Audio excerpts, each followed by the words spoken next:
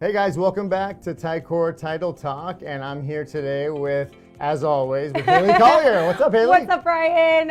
I'm super excited about today because this is one of my favorite things because we are huge time blockers. Oh my gosh, if it doesn't go on the calendar, it doesn't happen. It doesn't happen, right? And so we have this cool little old school, I know what is, I know you can touch this. It's a planner. So, we're, like we mentioned, we're going into 2023, and what does that mean for us? It's goal setting time, goal planning, all that kind of stuff. Every time we get to Thanksgiving and round the corner on the holidays, Q4 into December, entering into January, it just feels like goal setting time. Mm-hmm. And so what we've seen, the biggest needle mover in our business is when those goals make their way into our calendar in the form of time blocking. Time blocking is so critical to get the most juice per squeeze out of your calendar and to make sure that you look at your calendar and you're doing the thing that it says there that you're supposed to be doing. Calls, client consults, door knocking, visiting offices, all the things.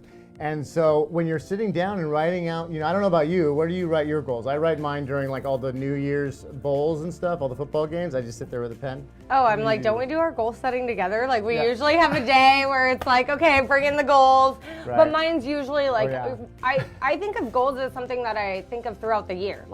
We check in on our goals. We say, okay, this is where we want to be. Where are we at? Where are we doing? So kind of throughout the year, I'm always thinking of what do I want to be setting myself up for next year?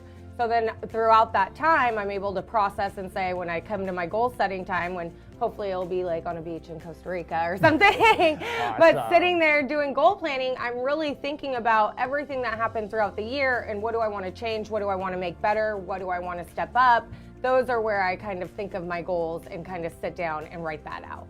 That's cool, and so wherever you do your goals, whether you segment them in the different circles of your life, spiritual, physical, financial, business, personal, or just kind of jumble them all together, whatever it looks like, make sure that the final process is that you time block the activities that lead to the actual creation of those goals coming to reality, right?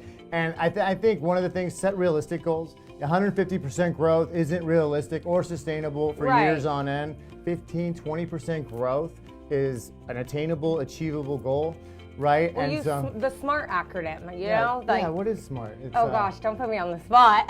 Specific, measurable, obtainable, right? Yeah.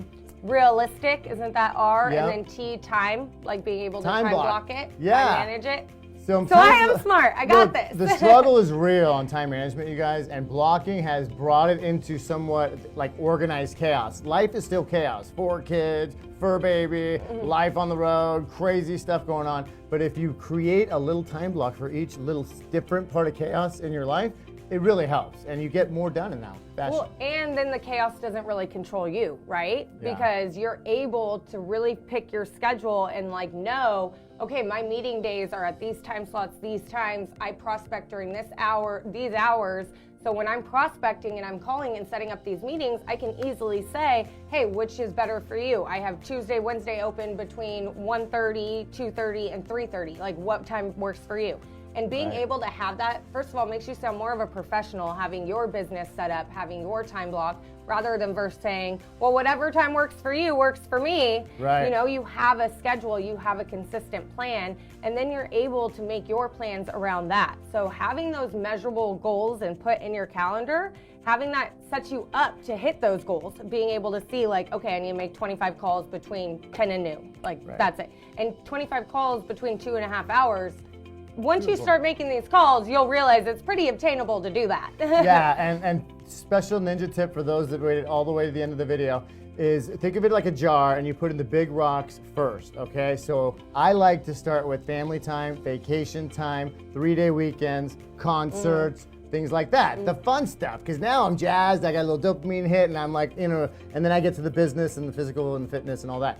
So the reason why is if you put all the sand and all the little stuff first and then you try and put a big old rock in the jar, you can't fit. You got to start with the big ones, and then the sand and the smaller goals fit nicely around the big rocks. Exactly. I love that analogy. Yeah. So hit us up for time blocking measurement ways to do it. You can look at our calendar. We can give you tons of ideas. Let us know if you want one of these planners as 30-minute increments, which I love being able to figure that out and look at the times and block that out. I know. So super easy. One of the easiest things you can do today to gain leverage on yourself and your schedule is block out time for different activities. So until next time, I'm Ryan. And I'm Haley. Okay. Thanks, guys. Bye. Bye.